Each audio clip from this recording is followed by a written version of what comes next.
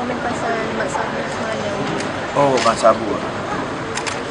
Saya memang tabik sama Mat Sabu kerana beliau berpegang kepada prinsip dan tidak gila jawatan.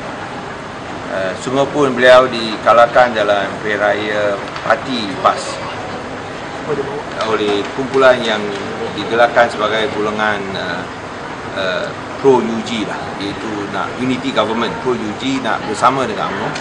Tapi beliau dengan besar hati akur kepada keputusan kepimpinan baru PAS untuk memutuskan hubungan dengan parti DAP. Dan atas usul yang diterima tanpa bahas dalam muktamar PAS, sungguh pun mungkin beliau ada pandangan sendiri, tapi beliau akur kepada keputusan yang dibuat oleh muktamar PAS dan beliau telah meletakkan jawatan, semua jawatan dalam Kerajaan Negeri Pulau Pinang. Saya tabik atas prinsip beliau, atas kerelaan beliau untuk menggobarkan diri demi parti, sesuatu yang kita jarang lihat di kalangan pemimpin PAS sekarang. Kerana sehingga hari ini tidak ada sesiapa pun yang menyahut pengumumanan yang dibuat oleh Mat Sabu. Dan seperti yang saya sebut tadi, bahawa memang Kerajaan Negeri tahu kalau ini adalah keputusan yang dibuat oleh muktamar PAS, semua pun tanpa bahas, tapi diterima tanpa bahas. Kita faham dari segi politik tidak berkemungkinan langsung untuk terus memegang jawatan di Kerajaan Negeri Pulau Pinang yang dipimpin oleh saya. Saya adalah Ketua Menteri Pulau Pinang kerana saya adalah Setiausaha Agung DAP, iaitu pemimpin tertinggi dalam parti DAP. So tidak mungkin langsung kalau telah putuskan hubungan dengan DAP boleh memberikan ketaat-setiaan kepada Kerajaan Negeri Pulau Pinang yang dipimpin oleh saya. So dan saya faham semua pun amat, bagi saya secara pribadi amat menyedihkan bahawa Mat Sabu kena kobarkan diri, tapi saya terima.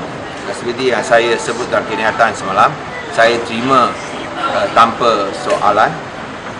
Dan saya faham dan saya akan menghormati keputusannya. Yang penting ialah mana-mana jawatan yang dilepaskan oleh wakil-wakil PAS akan diisi juga oleh orang Melayu. Tapi tentu bukan dari PAS, tapi orang Melayu yang akan menggantikan tempat-tempat yang dikosongkan oleh PAS. So saya harap pemimpin PAS, saya harap perkara ini jelas. Dan kita tentu ada ramai wakil-wakil Melayu yang layak. So itu tak jadi masalah. Dan kita tunggu arahan daripada kepimpinan PAS. Dan saya rasa melihat apa yang dilakukan oleh Mat Sabu, kita tunggu. Saya pun rasa hairan sikit mengapa itu kepimpinan baru PAS tidak menyusuli tentang usul untuk memutuskan hubungan dengan DAP. Mengapa mereka tidak arahkan wakil-wakil PAS letak jawatan? Mana yang lebih penting? Pegang kepada prinsip atau pegang kepada jawatan?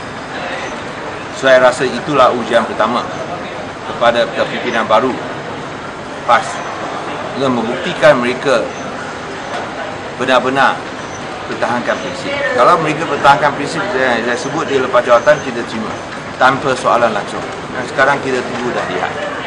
Sehingga sekarang surat Arafi diletakkan jawatan daripada mana-mana dia baru umumkan semalam. Takkan saya boleh terima dengan semata. Tapi hasratnya dia telah sampaikan dan tentu saya hormati hasrat beliau. Mat Sabu seorang yang berprinsip.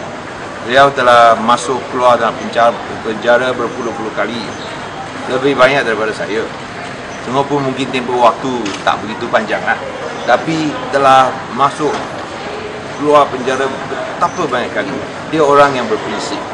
Macam mana dan didesak oleh UMNO dan BUN, dia tak menyerah. Dan saya percaya tentang perkara ini dia tentu akan berpegang kepada prinsip. Yang Pak Sabu yang saya kenal, dia tidak akan membelakangkan prinsip atau janji yang dibuat. Jadi saya setakat Mat Sabu seorang sajalah. Ya, saya tunggulah mana itu wakil-wakil UG yang sekarang nak berbaik kepada UMNO. mungkin UMNO akan bagi jawatan kepada mereka lah. Okey, itu saja. Sekian.